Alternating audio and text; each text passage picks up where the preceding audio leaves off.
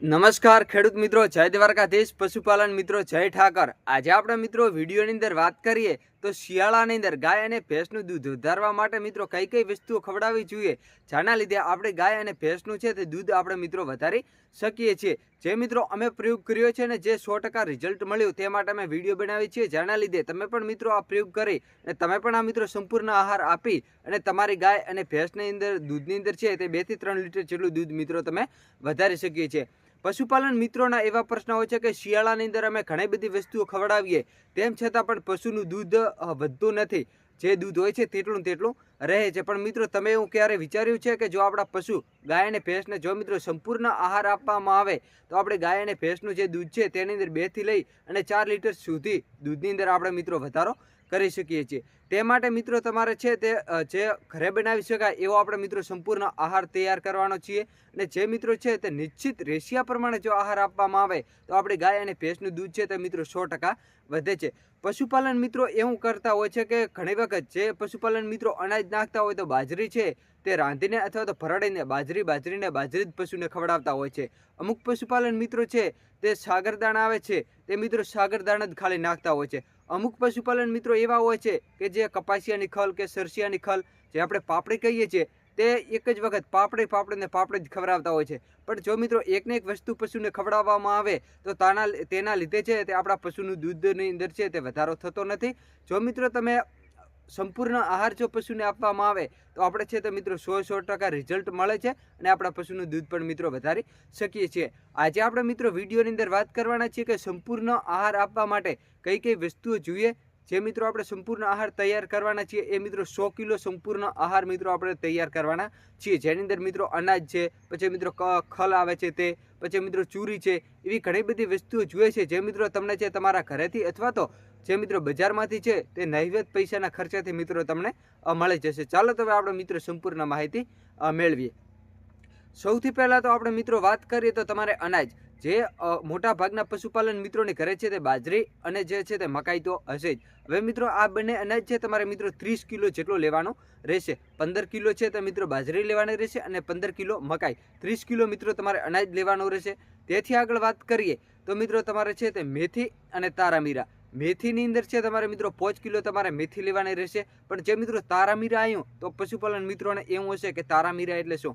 તારામીરા એ મિત્રો એક સરસિયાની પ્રજાતિ છે।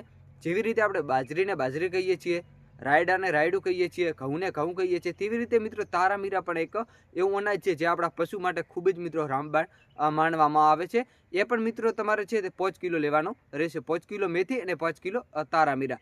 તેથી આગળ વાત કરીએ તો ચૂરી, જે આપણે મિત્રો પાવડર કહીએ છીએ, જે આપણે મિત્રો લોટ આપીએ છીએ, ચાહે અડદનો લોટ હોય કે ચણાનો લોટ હોય કે મગનો લોટ, એ મિત્રો તમારે છે તે 13 થી લઈ અને 15 કિલા સુધી આપણા પશુને આપી શકીએ છીએ। જે આપણે મિત્રો ભરડો આપીએ છીએ, જે બાજરીનો ભરડો આપીએ છીએ, ઘઉંનો ભરડો આપીએ છીએ, તેવી રીતે જે મિત્રો અનાજ છે જે કઠોળ વર્ગનું જે અનાજ છે, જે મિત્રો મગ હોય કે પછી મિત્રો અડદ હોય કે ચણા હોય, એનો પણ મિત્રો તમારે છે તે 13 થી લઈને 15 કિલો સુધીનો મિત્રો તમારે ભરડો છે તે આ સંપૂર્ણ આહારની અંદર એડ કરી લેવાનો રહેશે। તેથી આગળ વાત કરીએ તો મિત્રો ખલી, જે પશુપાલન મિત્રો ખલી એટલે જે મિત્રો આપણે બજારની અંદરથી જે આપણે પાપડી લાવીને ખવડાવીએ છીએ, કપાસિયાની ખલી હોય કે સરસિયાની ખલી કે મગફળીની ખલી, જે મિત્રો ખલી છે તમારે 15 કિલો લેવાની રહેશે। તેથી આગળ વાત કરીએ તો મિત્રો ભૂસું છે એ મિત્રો તમારે 15 કિલો લેવાનું રહેશે। ભૂસું એટલે મિત્રો આપણે ઘઉંનું ભૂસું હોય છે, પછી મિત્રો ચોખાનું ભૂસું હોય છે, બાજરીનું ભૂસું હોય છે, એ મિત્રો આપણા પશુને છે તે 15 કિલો જેટલું આપણે ભૂસું પણ લેવાનું રહેશે। તેથી આગળ મિત્રો આપણે વાત કરીએ તો જે શિયાળાની અંદર પશુને 100% આપવું જ જોઈએ, જે છે તે મિત્રો હળદર, સતાવરી અને મિત્રો અશ્વગંધા, આ ત્રણે વસ્તુ મિત્રો 500 ગ્રામ તમારે છે તે પશુને 100% આપવો જ જોઈએ। તેથી આગળ વાત કરીએ તો સૌથી દૂધનો જે મિત્રો રાજા માનવામાં આવે છે, દૂધ વધારવા માટે જે સૌથી મહત્વનો જે ભાગ ભજવે છે તે મિત્રો ગોળ છે। એ ગોળ મિત્રો તમારે છે તે આની અંદર 2.5 કિલોથી લઈ અને 3 કિલો સુધી મિત્રો તમે એડ કરી લો છો। અને તેથી આગળ વાત કરીએ તો મીઠું, જે આપણે મિત્રો સાદું મીઠું ખાઈએ છીએ એ જ નમક, એ મિત્રો તમારે છે તે 500 ગ્રામથી લઈ અને 1 કિલો સુધી મિત્રો તમારે લેવાનો રહેશે। અને એથી આગળ વાત કરીએ તો 2 કિલો જેટલો મિત્રો મિનરલ મિક્સર, જે આપણે ડેરીએ મળે છે અથવા તો જે બજારમાં મળે છે, એ મિત્રો તમારે લાવીને પશુને આપવાનો રહેશે। જે મિત્રો આપણે વસ્તુઓ કીધી એ મિત્રો આપણે 100 કિલો જે અનાજ ભેગું કર્યું, 100 કિલોનો જે મિત્રો આપણે સંપૂર્ણ આહાર ભેગો કર્યો, એ અનાજ માટે મિત્રો તમારે આટલી બધી વસ્તુઓ લેવાની રહેશે.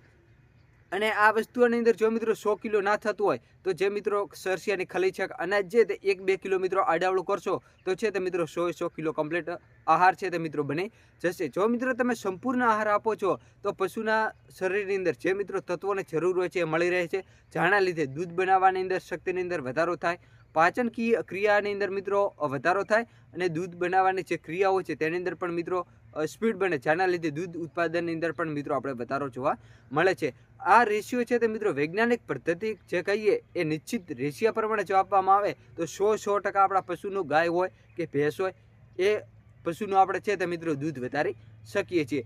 અને મિત્રો આ રેશિયા પહેલાં મિત્રો આપણે પશુને છે તે ડીવર્મિંગ કરાવવું જોઈએ. જેના લીધે જે પશુના શરીરની અંદર જે મિત્રો કીડા હોય છે એની જો દવા કે ટેમ્પલેટ્સ આપવામાં આવે તો તેની અંદર છે તે કીડા નાશ પામે છે. અને અનાજ જે આપીએ છીએ તે આપણે મિત્રો 100% ફાયદાકારક માનવામાં આવે છે ને એ આપણે છે તે રિઝલ્ટ પણ મળે છે. અને મિત્રો તમે હાલ કયા વર્ગના પશુ રાખો છો, ગાય કેટલી રાખો છો અને ભેંસો કેટલી રાખો છો એ પણ અમને જણાવજો. અને તમારી મિત્રો ગાય અને ભેંસના કેટલા લીટર દૂધ છે એ પણ અમને મિત્રો કોમેન્ટ કરીને જણાવજો. તમે ક્યાં જિલ્લાના વતની છો એ કોમેન્ટ કરીને જણાવજો. જેના લીધે અમને ખબર પડે કે આ જિલ્લાના વતની છે તે મારી યુટ્યુબ ચેનલના વિડીયો દેખે છે. ફરીથી મળીશું મિત્રો એક નવા વિડીયો સાથે, નવા એક ટોપિક સાથે. જય દ્વારકાધીશ, જય ઠાકર.